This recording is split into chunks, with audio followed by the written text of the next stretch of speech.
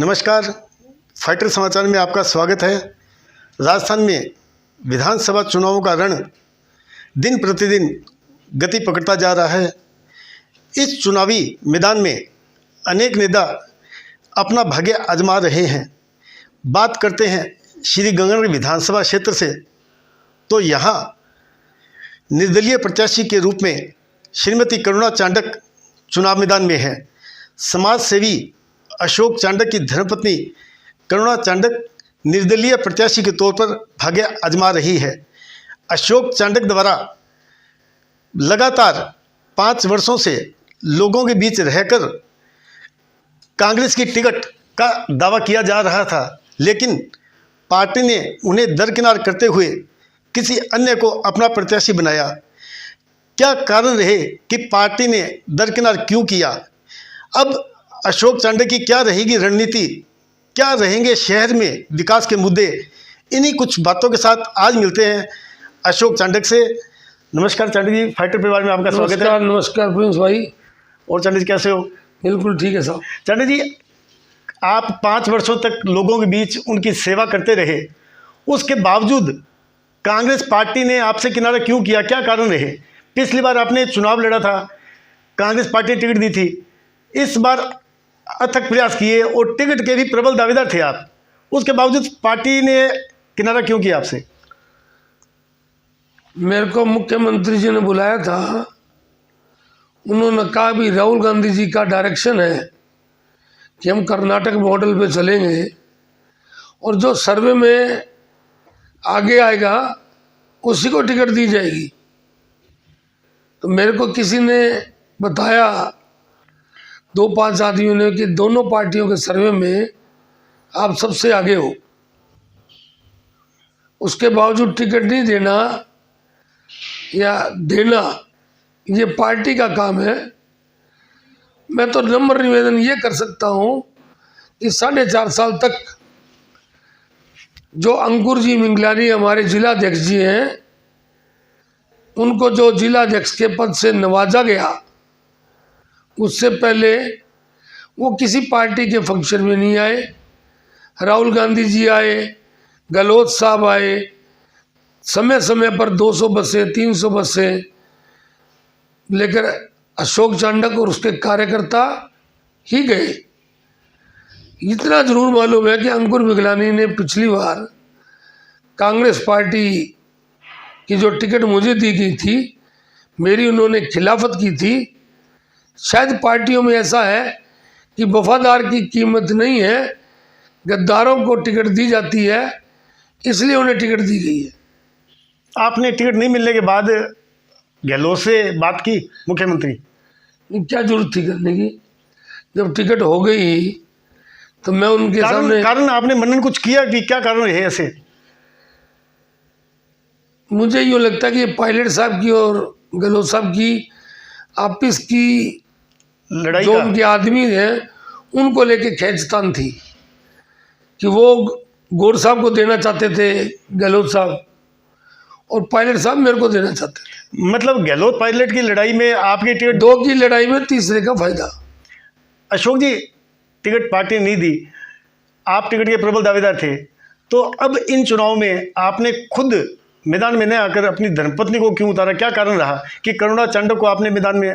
उसका कारण है, जितनी जनसंख्या है उसका 50.2% महिलाएं हैं, और महिला की चाहे वो कितनी पढ़ी लिखी क्यों ना हो, कितनी बोल्ड ना हो, एक समस्या होती है कि महिला को जब भी काम के लिए जाना होता है किसी राजनीतिक आदमी के पास या किसी अधिकारी के पास भी, तो वो 90% जो महिलाएं हैं वो एक कोशिश करती है कि एक महिला उनके साथ जाए। महिला को टिकट लड़ाने का मकसद ये है कि हमारी क्षेत्र की बहन बेटी माताएं बेखौफ कभी भी कार्यालय में आए और अपने मन की बात वो कह सके। महिला को मामले में कंफर्टेबल भी होता है, वो अपने मन की बात पुरुष की बजाय महिला को ज़्यादा इजीली कह सकती है, इसलिए महिला को उतारा गया। दूसरा, हमारे कार्यकर्ताओं का और आम जन का भी ये कहना था कि वो आपसे ज़्यादा सॉफ्ट है और उनका चेहरा आपसे ज़्यादा ठीक है, इसलिए उनको उतारा गया। चाणक्य जी, इन चुनावों को लेकर घमासान चल रहा है, आपकी रणनीति क्या रहेगी? कोई रणनीति नहीं है, हाथ जोड़कर जनता से वोट लेने हैं। जनता भगवान का रूप है, उनके चरणों में नतमस्तक है चाणक्य परिवार और सभी कार्यकर्ता। अशोक जी, भी आपने कहा कि जनता भगवान का रूप है और चाणक्य परिवार उनके आगे नतमस्तक है। बात करें जनता की तो याद आता है ये शहर, जब बरसात होती है तो पानी से लबालब हो जाता है। आप चाणक्य परिवार 9 सालों से नगर परिषद पर राज कर रहा है, उसके बावजूद बरसाती पानी को रोक पाने में असमर्थ साबित हो रहा है। लोग ऐसा मानते हैं कि जब बरसात आ गई तो ऐसा लगता है शहर में बाढ़ जैसे हालात हो जाते हैं। तो क्या कारण मानते हैं आप ऐसे? ऐसा नहीं है, अकेला गंगानगर ही नहीं है। सबसे पहले तो ये समझ लो, बरसात जब भी आती है तो जो मेट्रो सिटीज़ है, चाहे वो बॉम्बे है चाहे वो दिल्ली है, वहाँ भी एरिया में 5-5 दिन पानी नहीं उतरता। ये तो गंगानगर का सौभाग्य है कि पहले जो पानी 7-7 दिन तक गलियों में खड़ा रहता था, हमारी माताएं बहनें अपने जीन्स को, पैंट को, साड़ी को उठा के चलती थी। आज बरसात आने के 16 घंटे के बाद 95% एरिया खाली हो जाता है और किसी को नहीं मालूम है। बातें बनाने वाले सब, कोई नहीं गया। लिंक चैनल में पुरानी वादी का जितना पानी है वो सब जोड़ दिया गया है और ब्लॉक एरिया का जितना पानी है वो भी लिंक चैनल में जोड़ दिया गया है। लेकिन एक प्रॉब्लम समझिए क्या है, जब भगवान बरसता है तो उसके लिए पूरा एरिया होता है, लेकिन पानी किसके रास्ते जाता है? पानी ड्रेनेज के रास्ते जाता है। तो ड्रेनेज का जो साइज होगा, उस साइज में जितना पानी आ सकेगा वो उसी तरह ही तो जाएगा ना। ड्रेनेज से बाहर का पानी तो रोड पर खड़ा ही रहेगा। तो इस बात को हर आदमी को समझना होगा कि एक दिन मेरी इन्होंने वीडियो भी वायरल की थी, तो वो सोनी जी थे, उन्होंने कहा था कि पानी तो फर से निकल जाना चाहिए। तो मैंने कहा ये फर से नहीं निकल सकता, समझना चाहिए, बातें कुछ भी ना हो। इनमें से 99% लोगों ने आज तक लिंक चैनल, STP पाइपलाइन का सिस्टम किसी ने जाके नहीं देखा है। ये सिर्फ बातें बनाने वाले हैं। तो बातें बनाने वालों को जवाब क्यों नहीं मिलता समय समय पे? अगर आपको लगता है कि नगर परिषद अच्छा कार्य कर रही है तो उनको समय समय जवाब क्यों नहीं मिलता? इस भाई आपको एक बात और बता दूं, जो पाइपलाइन की लिंक चैनल में जोड़ने की UIT ने पिछले 15-20 साल से डाली हुई थी, उनको इनकी जोड़ने की UIT की हिम्मत नहीं हुई। STP आज गुरु नानक बस्ती वाला बना पड़ा है, वो क्यों नहीं चला रहे हैं? इनको अपने किए हुए काम पर विश्वास नहीं है कि ये चलेगा या नहीं चलेगा। STP के साथ उसकी ऑपरेट एंड मेंटेनेंस भी दी हुई है, शायद वो अब साल 2 साल 6 महीने में ख़त्म हो जाएगी। तो इन्होंने इसीलिए नहीं चलाया कि कल को नहीं चला तो अधिकारी कर्मचारी जो भी उस मौके पे थे सब मरेंगे। पाइपलाइन की जहाँ तक बात है, मैंने पाइपलाइन के पैसे नगर परिषद से बाकायदा लिख के दिया UIT को, अंडरटेकिंग दी कि इन पाइपों में अगर पानी डालेंगे उसके कारण कोई ऑपरेट मेंटेनेंस कर रही होगी तो नगर परिषद करेगी। वो तो नगर परिषद थी तो जोड़ दिया, नहीं तो आने वाले 20 साल तक मेरी गारंटी है कोई भी नहीं जोड़ता। कौन लोग इसमें शामिल हैं भी? आज शहर की व्यवस्था को बाधित करने वाले लोग कौन है? वो लोग क्या आपको नहीं लगता है कि उनको बेनकाब किया जाए? नहीं, ऐसा कुछ नहीं है। मैं तो सिंपल सी बात कहूँगा, किसी पे भी आरोप लगाने से पहले उसकी सत्यता को जान लें। नहीं, ये तो सच है। अगर इन्होंने पानी का सिस्टम देखा ही नहीं, किसी को STP का पता ही नहीं, वहाँ पानी कैसे क्लीन होता है, किस साइज की पाइप है। जिन लोगों ने STP को रोका हुआ है उन्होंने किस वजह से रोका हुआ है? उसको शुरू क्यों नहीं किया? वो तो बेचारे नकाते सामने बिजली का कनेक्शन तक करवा दिया था, लेकिन UIT के अधिकारियों ने आज तक नहीं चला पाए। इसमें भी राजनीति है? जिस कंपनी ने इस काम को किया था कि तत्कालीन समय के अधिकारी ने उसको बैंक गारंटी तक उसकी निकाल के दे दी। अब उस कंपनी का ये कुछ बिगाड़ नहीं सकते। उन अधिकारियों के खिलाफ कार्रवाई नहीं हुई आज तक। सर, बात बरसाती पानी की करें तो शहर की व्यवस्था के अंदर बात आती है कि पिछले बीते 5 वर्षों में क्या आपको नहीं एक लगता कि बात बहुत और विकास कहूंगा हुआ है? प्रिंस भाई, आपको ध्यान नहीं है, पहले गुरु नानक बस्ती का पानी उपाध्याय जी और महेंद्र वन की जमीन की तरफ जाता था। अब वहाँ राधे राधे कॉलोनी बस गई और कॉलोनियाँ बस गई, तो वहाँ किसान की जो जमीन थी वो तो आवासीय में कन्वर्ट हो convert होगी। गई, तो पानी की जरूरत नहीं है। जरूरत नहीं। ये तो हमने अच्छा किया कि गुरु नानक बस्ती का पानी सीधा लिंक चैनल में जोड़ दिया, जो बरसात के अलावा भी प्रतिदिन का 20 लाख लीटर पानी जो गंगानगर शहर की जनता यूज करती है, वो पूरे का पूरा पानी डेली लिंक चैनल में जाता है। क्या आपको नहीं लगता कि बीते 5 वर्षों में शहर में अच्छा विकास कार्य हुआ है? बिल्कुल, देखो कोई पार्टी का राज आएगा वो विकास कार्य कराएंगे।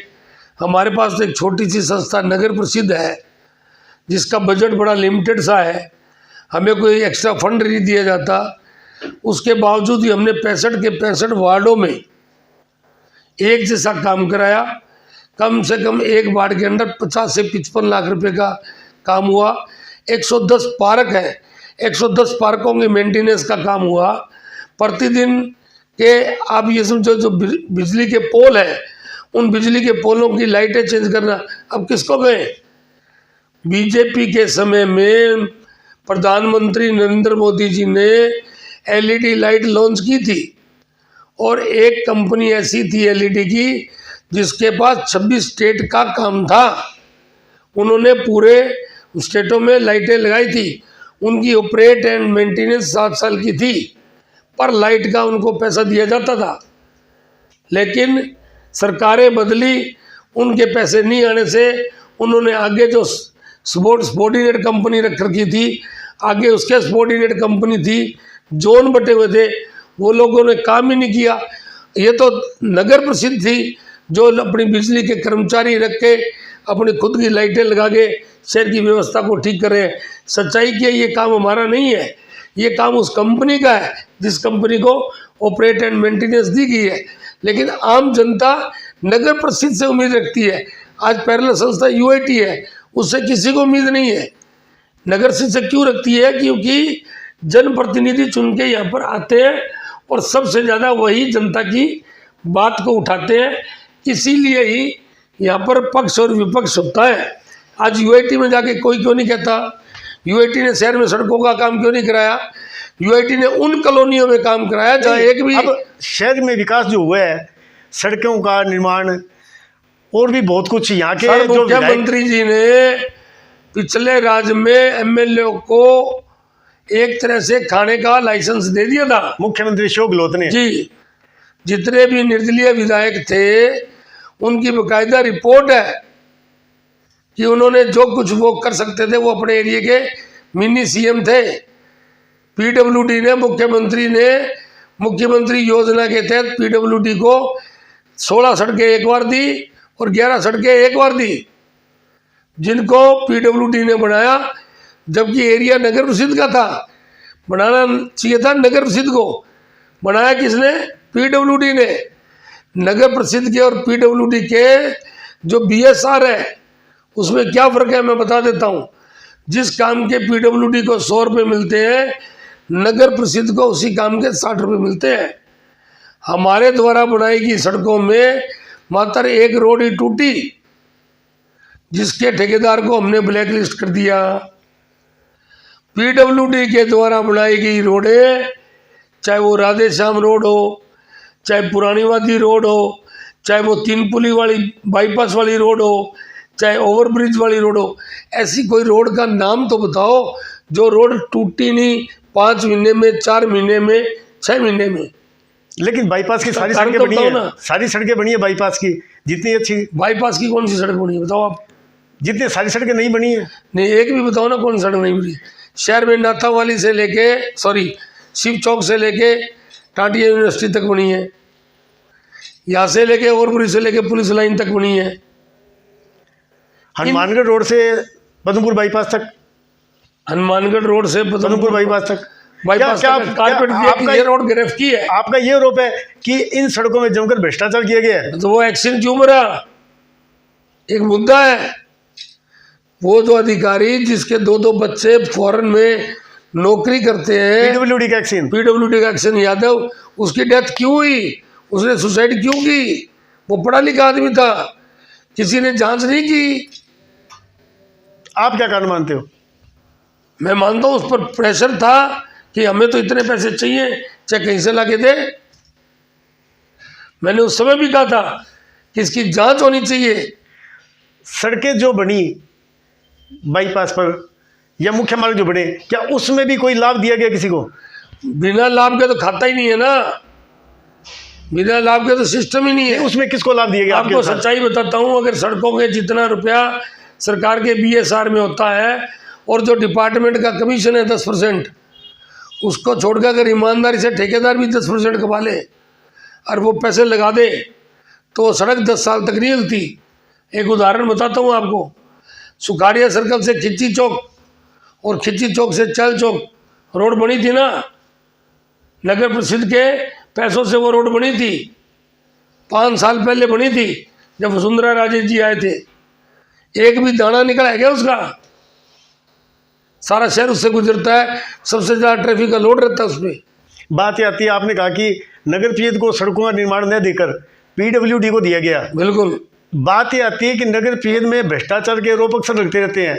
कहना है कि पीडब्ल्यूडी में कम भ्रष्टाचार है, नगर परिषद में ज्यादा है, नगर परिषद में ज्यादा भ्रष्टाचार है। का आरोप तो आप किसी पे लगा सकते हो, कोई सिद्ध करके दिखाए। कभी किसी ने नेता ने ये समझने की कोशिश ही नहीं की कि नगर परिषद का बजट जो 100 करोड़ का 98 करोड़ का है, इसमें निर्माण का कितना है?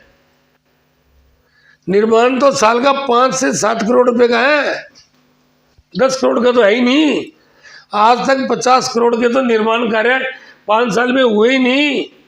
आपके अनुसार सड़कें जो तो एक मिनट, अब मेरे को बात समझाओ, जब 5 साल में 50 करोड़ रुपए के निर्माण कार्य नहीं हुए, उसमें अगर 2% का कमीशन भी मान ले चेयरमैन का, तो 1 करोड़ रुपया बनता है 5 साल में। हमने 20 लाख रुपए साल के तो नगर परिषद के चपरासी और गाड़ी और डीजल पेट्रोल नहीं लिए, वो बचाए। 1 करोड़ रुपए तो मैंने स्कूल पे लगाए हैं। किसका भ्रष्टाचार हो गया? और रही बात डिपार्टमेंट की, कौन सा ऐसा हिंदुस्तान का डिपार्टमेंट है जिसके अंदर भ्रष्टाचार नहीं है? सभी डिपार्टमेंटों में कमीशन चलता है। अभी कुछ दिन पहले आपको ध्यान होगा, एक ईडी का अधिकारी भी पकड़ा गया था। हाँ, जयपुर में पकड़ा गया। ऐसा कोई डिपार्टमेंट नहीं है जिसके अंदर भ्रष्टाचार नहीं हो, चाहे वो मोदी जी चलाओ और चाहे वो राहुल जी चलाओ। आपके अनुसार जो निर्माण हुआ उसमें जमकर भ्रष्टाचार हुआ? बिल्कुल। और जो सड़कें बनी वो समय से पहले निजी लोगों को लाभ देने के लिए बनाई गई और समय से पहले टूट गई। बिल्कुल, कोलोनाइजर को लाभ देने के लिए बनाएगी। जहाँ एक भी आदमी, आज शहर में एक दिलीप लावा पार्षद है उसके वार्ड में काम हुआ, या सुशील कमांडो पार्षद है उसके वार्ड में काम हुआ, बाकी 63 वार्ड और थे। यूआईटी के अंदर 50 करोड़ रुपया पड़ा था।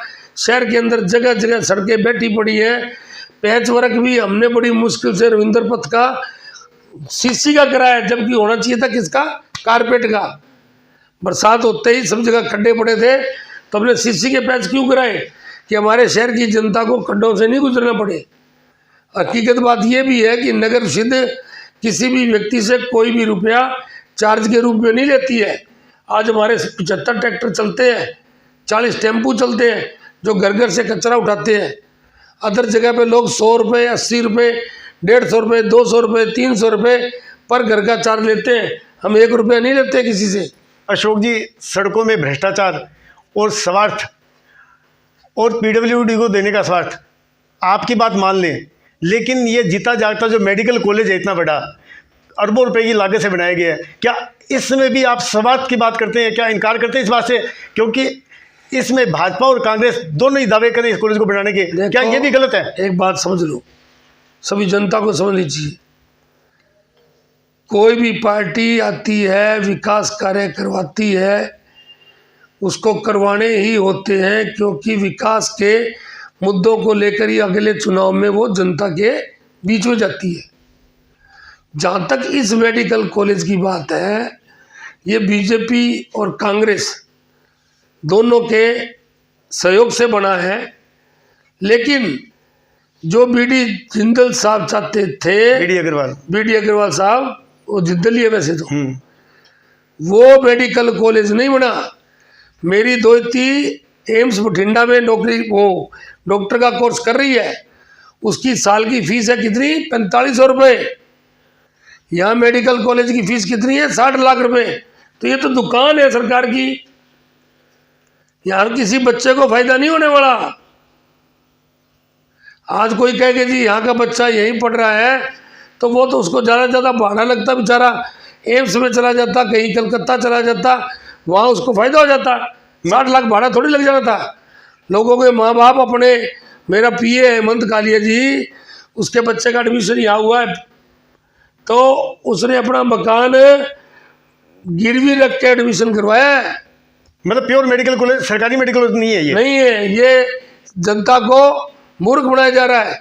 मल्टी स्पेशलिटी नहीं है, डॉक्टर जो है होने चाहिए बड़े वाले वो नहीं है, सुपर स्पेशलिस्ट और सुपर स्पेशलिटी नहीं है। तो जिसके क्या यही कारण है कि राजस्थान के अलावा पंजाब हरियाणा के लोगों को लाभ नहीं मिल पा रहा है यहाँ सुपर स्पेशलिस्ट और स्पेशलिस्ट डॉक्टर? बिल्कुल नहीं है, कोई फायदा नहीं हो रहा है, कोई ऐसे मरीज नहीं आ रहे हैं यहाँ जिनको फायदा हो। पहले भी यहाँ का मरीज बेचारा जयपुर दिल्ली धक्के खाता था और आज भी खाता है। हमारा अगर सरकार में कोई सिस्टम बैठा, जनता ने आशीर्वाद दिया, तो हमारी कोशिश रहेगी कि हम मेडिकल कॉलेज को ऐसा मेडिकल कॉलेज के रूप में डेवलप कर दें ताकि आम जन का इलाज यहाँ हो सके। यहाँ सभी तरह के सेक्शन हो, जो लाखों रुपए करोड़ों रुपए लोग हर एक घर के ख़त्म हो जाते हैं इलाजों पे, उससे बचत हो, तब जनता को सही फायदा होगा। चंद्र जी, क्या इस मेडिकल को रुकवाने में भी यहाँ के कुछ नेताओं की भागीदारी रही थी? बिल्कुल, मैं आपको वीडियो दिखा सकता हूँ, फोन देना भाई, मैं आपको वीडियो दिखा सकता हूँ। क्या इसमें? इस वीडियो को देखिए आप। इसमें बीडी अग्रवाल जी कह रहे हैं कि इस मेडिकल कॉलेज को रुकवाने में राजकुमार जी गौड़ और निहाल चंद जी मेघवाल, इन दोनों नेताओं का हाथ है। सुन सकते हो आप इसको, वो आदमी दुनिया से चला गया है। गंगानगर के और ये सब नेता हैं यहाँ के, ये सब जिनके अंदर ज्योति कांडा भी था, जिनके अंदर गौड़, क्या नाम है इनका, राजकुमार गौड़ भी थे, ठीक है, जिनके अंदर विनोद चौधरी जी थे, गंगाजल मील जी थे, कुन्नर साहब थे, ये सभी गए अशोक गहलोत जी के पास में भरतपुर। इन्होंने कहा कि ये मेडिकल कॉलेज नहीं बनना चाहिए, इसकी मेरे पास में लिखित में है, इन्होंने लिखित में दी है। बीडी अग्रवाल की बात आती है तो उनका उद्देश्य था कि यहाँ प्योर मेडिकल कॉलेज, सरकारी मेडिकल कॉलेज बने, ना कि अर्ध सरकारी। उनकी सरकार से जो लड़ाई थी वो यही थी, सरकार चाहती थी कि अर्ध सरकारी हो और वो चाहते थे कि प्योर सरकारी हो। वो प्योर सरकारी चाहते थे। चंडक जी, बात आपने की थी नशे की। शहर में नशे का मकड़जाल फैला हुआ है, आप पे भी ये आरोप लगते हैं कि आप नशा बेचते हो और हम जो नशा बेचते हैं और नेताओं के संरक्षण में नशा बिक रहा है। मैं दो बातों में फर्क आ गया। हम जो, हमारे पर जो आरोप नशे के लगाए जा रहे हैं, वो आरोप लगाने वाले अच्छा होता कि राजस्थान के मुख्यमंत्री अशोक गहलोत जी पर लगाते, क्योंकि आबकारी मंत्री वही है। शराब के ठेके पूरे हिंदुस्तान में होते हैं, एक गुजरात स्टेट को छोड़कर, एक आधी स्टेट को, बिहार को छोड़कर, और करोड़ों रुपए सरकार का रेवेन्यू, अरबों रुपए शराब के व्यवसाय से आता है, जिससे सरकार की व्यवस्था ही चलती है। और आपको प्रिंस जी याद दिला दूं, कोरोना काल में आपको ध्यान होगा, इन शराब के पीने वालों ने ही सरकार के जो करोड़ों रुपए थे उसका बजट दिया था। ये वीडियो भी वायरल हुई थी। तो हम जो शराब बेचते हैं या नशा बेचते हैं, वो हम नहीं बेचते, सरकार लाइसेंस देती है, ऑक्शन करती है, हम भी उसमें भाग लेते हैं। मैं नहीं लेता, मेरे परिवार का मेरा भाई संदीप चांडक इस काम को करता है। हालांकि मैंने उसको मना भी किया, मैंने कहा यार इस काम को क्या लेना देना है, एक एक सिंगल दुकान है, ना कुछ बचना ना बचाना। लेकिन कई बार क्या होता है कि जिसको जो आदत पड़ जाए, अब उसको 20-30 साल से ये काम करने की आदत पड़ी हुई है तो वो कर रहा है, वो ठीक है करे। लेकिन हम नकली शराब नहीं बेचते, हम चोरी की शराब नहीं बेचते, हम चिट्टा नहीं बिकवाते, हम गोलियां नहीं बिकवाते, हम चिट्टा पीने वालों को या पिलाने वालों को या बेचने वालों को संरक्षण नहीं देते। क्या आपको नहीं लगता कि बीते सालों में श्री गंगानगर में नशे का मकड़जाल बहुत ज़्यादा फैल गया? प्रिंस जी, ये पढ़े लिखे आदमी हो, आपको 5 साल पहले नेट उठा के देखिए, गंगानगर जिला 32 जिलों में 26वें नंबर पे था अपराध में, बिल्कुल भी अपराध नहीं थे। 5 सालों में 5वें नंबर पर आ गया। इसके लिए जिम्मेदार कौन है?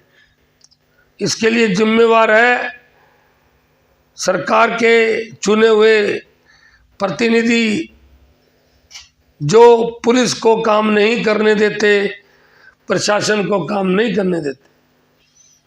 एक थोड़े दिन पहले एक आया था कि ये जो आचार संहिता में रुपए और नशा 1 महीने में पकड़ा जाता है, पकड़ती तो वही पुलिस है ना। जब राज आता है तब ये क्यों नहीं पकड़ते? समझ गए मेरी बात?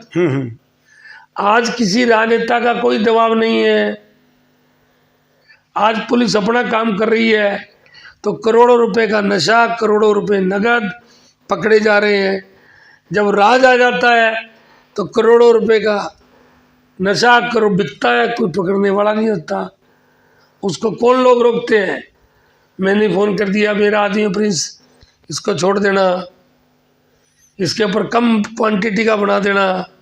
तो ये बात तो हर नेता पर लागू होती है, हम पे नहीं होगी। कैसे मैं आश्वासन मेरे कैसे खुलेआम कैसे कहता हूं। कैसे आश्वासन देंगे आप कि अगर श्रीमती करुणा चांडक विधायक बनती है तो नशे का मकड़जाल तितर बितर कर दोगे आप? मैंने आपको पहले भी मेरे भाषणों में कहता हूँ, नशा बेचने वाले कोई इंग्लैंड से आगे नहीं बेच रहे हैं, वो गंगानगर के ही लोग हैं। उनसे हाथ जोड़कर निवेदन किया जाएगा कि वो अपना रास्ता बदल ले, नहीं तो हमें रास्ता बदलाना आता है। मतलब आप एक क्लियर आश्वासन देते हैं कि नशे का मैं खुद मकड़जाल जाके पकड़वा दूंगा, पकड़ इसको। जगह जगह शहर में सट्टे की दुकानें चल रही है। कौन चला रहा था? विधायक जी का भांजा सुनील पहलवान। किसी ने जाके कहा भाई साहब काम दे दो, बोले सट्टे की दुकान खोल ले, 50,000 महीने के मेरे को दे देना, बाकी तू कमा खामोश कर। थाने वाले जो जाते थे दुकान पे तो फ़ोन करते थे, इसकी दुकान पे तू कैसे गया? पुलिस वालों से पूछो ना, 5 साल उन्होंने कैसे निकाले हैं। अब करुणा चांडक चुनाव मैदान में है तो उन्हें जो चुनाव चिन्ह मिला है वो है किसान। तो किसानों के लिए आपकी क्या योजनाएं हैं? किसान आप पर भरोसा करे जिससे? देखो, हमारा ये सौभाग्य है कि हमें किसान का निशान मिला। कोई गुब्बारा, कोई बल्ला, कोई चिड़ी, कोई गोभी, ये नहीं मिला। किसान वो चीज़ है जो पर्टिकुलर जहां इंडस्ट्री नहीं है, पूरी की पूरी अर्थव्यवस्था किसान चलाता है। आज गंगानगर जिला, हनुमानगढ़ जिला, ये 2 जिले तो ऐसे जिले हैं जिनकी पूरी अर्थव्यवस्था किसान चला रहा है। अगर उसके फसल खेती नहीं हो तो ना तो आड़त की दुकान चले, ना मजदूरों को मजदूरी मिले, ना धानक समाज के लोग बेचारे जो काम करते हैं उनको काम मिले, ना कोई चमड़े की दुकान चले, ना कोई रेस्टोरेंट चले, ना कोई ठेका चले, ना कोई ब्याह शादियों वाला काम चले। पैसा कहाँ से आएगा? पैसा तो घूम फिर के किसानों का आ रहा है ना। 2 तरह का पैसा आता है, मेरी बात समझ लीजिए। एक पैसा आता है व्यापार से, एक है सरकारी सैलरी। सरकारी सैलरी तो जिन जिलों में कुछ भी पैदा नहीं होता, वहाँ पे जो लोग पोस्टेड होते हैं उनको सरकारी सैलरी मिलती है। लेकिन जो जिले खुशहाल होते हैं, जहाँ बड़ी बड़ी कोठियाँ होती हैं, हमारे यहाँ देखो किसानी क्षेत्र में और जिलों में चले जाओ, किसानों में बेचारों के कच्चे मकान हैं। हमारे यहाँ किसानों के देखो आप कोठियाँ डाल रखी है। क्यों? कि यहाँ फसल बहुत होती है। फसल बहुत होने के कारण पैसा रोटेट बहुत होता है, तभी इस एरिया में खुशहाली है, तभी यहाँ ज़मीनों के भाव है। अगर यहाँ किसान को पैसा नहीं आता हो तो ज़मीनों कौन खरीदेगा, प्लॉट कौन खरीदेगा? आज हर किसान चाहता है कि मेरा गंगानगर शहर में एक मकान हो, मैं मेरे बच्चों को पढ़ा पाऊँ, तभी इन प्लाटों की ज़्यादा मारामारी हो रही है। नहीं तो इतनी जनता थोड़ी बढ़ गई जितनी कॉलोनियाँ बढ़ गई। चंद्र जी, किसानों के लिए आपकी क्या योजना रहेगी? किसान और परेशानी का सामना नहीं करना पड़े, क्योंकि भाजपा और कांग्रेस दोनों से ही किसान परेशान है। बिल्कुल है। सबसे बड़ी दिक्कत क्या है? किसान को समर्थन मूल्य का पैसा नहीं मिलता है। मजबूत लोग तो अपनी फसल को रोककर समर्थन मूल्य की इंतजार करते हैं, लेकिन 90% लोग ऐसे हैं जो बेचारे फसल पैदा करते ही बाजार में ले आते हैं, उन्हें समर्थन मूल्य का पैसा नहीं मिलता। वो क्या करते हैं, वो कम जो रेट है उस पर वो बनियों को या बाकी लोगों को बेच जाते हैं। उदाहरण के रेट मूंग का आया 1500 रुपये समर्थन मूल्य, किसान बाजार में बेच रहे हैं 1200 रुपये में। वो 300 रुपये कहाँ गए? वो 300 रुपये उसके बेचारे के जल्दी बेचने के कारण हो गए। तो हमारी कोशिश ये रहेगी कि इस व्यवस्था को ऐसा किया जाए कि किसान को उसके समर्थन मूल्य का पैसा मिले। पंजाब से आने वाला पानी पूरे का पूरा 7200-7300 क्यूसेक जितना भी है वो पूरे का पूरा मिले, चाहे इसके लिए कोई भी संघर्ष क्यों नहीं करना पड़े। इसके अलावा किसानों की जो और समस्याएं हैं, पटवारी से संबंधित, रास्ते से संबंधित, गिरदावरी से संबंधित, ग्रामीण क्षेत्र की रोड है, ग्रामीण क्षेत्र में ट्यूबवेल, ग्रामीण क्षेत्र में डिगियाँ, ग्रामीण क्षेत्र में बिजली के कनेक्शन, ये सब काम जितने ज़्यादा बढ़िया कर सकेंगे उतने ज़्यादा कराएंगे। अगर हमारे इलाके का किसान खुशहाल होगा, समर्थ होगा, तो ये मान लीजिए पूरे के पूरे लोग समर्थ होंगे। चांडक जी, बातचीत के अंत में लोगों से आप कुछ कहना चाहेंगे?